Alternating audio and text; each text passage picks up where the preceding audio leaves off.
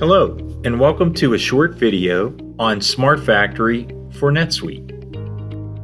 Today we're going to examine the kitting add-on application and how it supports those NetSuite customers with batching operations or those that have regulatory compliance requirements. Once you've selected a kitting work center, it allows you to identify which batching work center that you're supporting. In this particular case, we're supporting the New Jersey blender for work order 805. Solution recognizes how many containers I need and, more importantly, does not require a routing step. For existing NetSuite customers that don't have kitting built into their routing, kitting easily supports their needs. For new NetSuite customers, it doesn't impose the need for a routing step.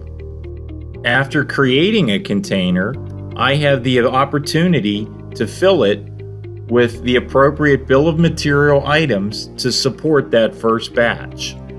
I can easily scan, and the application breaks down what I need on a per batch basis.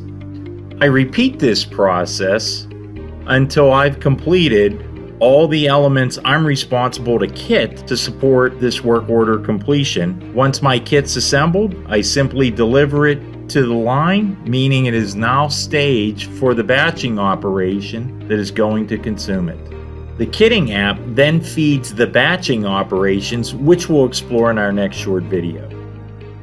Thank you. To learn more about SmartFactory, please visit smartfactory.com.